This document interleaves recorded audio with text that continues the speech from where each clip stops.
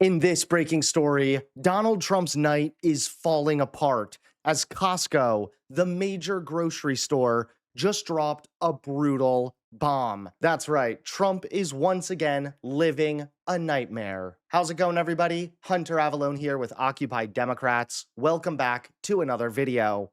Don't forget to click that subscribe button if you're sick and tired of Donald Trump's economic disaster. And I know that countless people are absolutely fed up with Donald Trump's economy. In fact, it seems that a majority of people are fed up with Trump. I mean, it's a disaster if it holds towards the midterm elections. And I should note, of course, it's not alone. I mean, just take a look here. This is Gallup. This is the longest running poll. You know, Gallup has been conducting polls since my father was a kid, and my father was born in 1927, had me in his 60s. Look at this in January. Donald Trump's not approving. Not too bad, not too great. It was at -1 point, right within the margin of error, breaking even. But look at this now.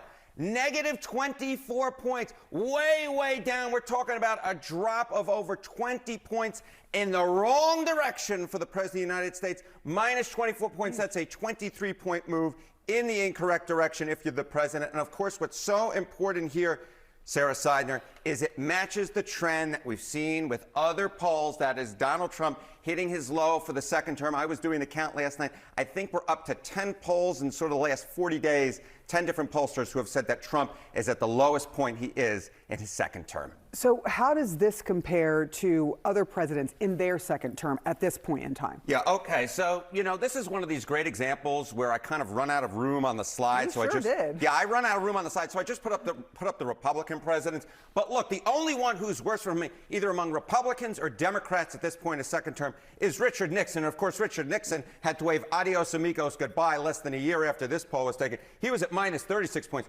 Trump at minus 24 points. That beats, or is worse, I should say, beats in the wrong direction. George W. Bush, minus 19 points. His Republican Party, of course, suffered major losses in the 2006 midterm elections. And this is why Trump continues to get called out, slammed left and right. In 1991, when Donald Trump was driving the Taj Mahal casino into bankruptcy, I was getting shot at over Iraq and Kuwait.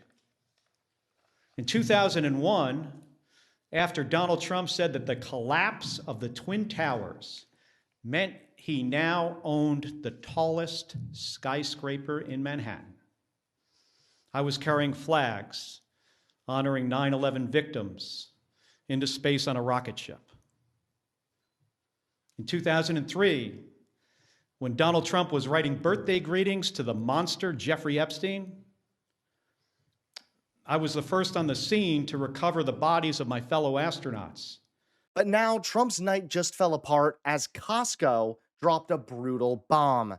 That's right, take a look at this breaking story. President Trump's night is falling apart as one of the biggest retailers in America is suing him over his own tariffs. Costco, the massive wholesale chain known for its low prices and enormous buying power, has just launched a major lawsuit against the Trump administration. The company is demanding a full refund of every dollar it paid under Trump's so-called reciprocal tariffs, arguing the president never had the legal authority to impose them in the first place.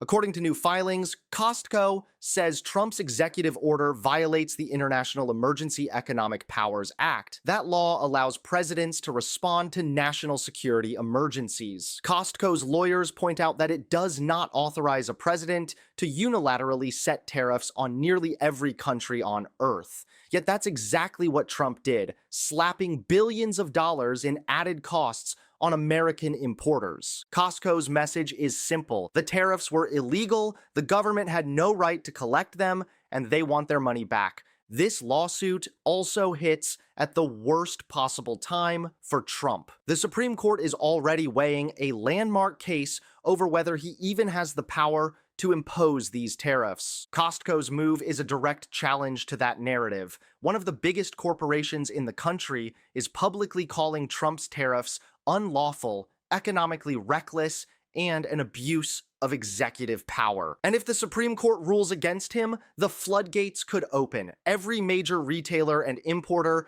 could follow Costco's lead. Trump isn't just fighting his political enemies, he's fighting corporate America and losing.